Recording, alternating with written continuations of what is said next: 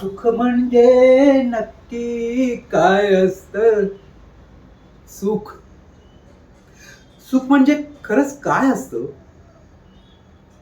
आपल्यावर जीवापाड प्रेम करणारी आपली बायको, आई वडिलांचा आदर करणारी गुणी मुलं, डोक्यावर एक छप्पर आणि पोटाला 2 वेळेला मिळणारी भाकर.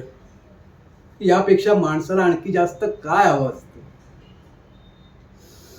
तुम्हाला सांगतो, महाराजांच्या कृपेने मला हे सगळं काही अगदी न मागता मिळालं.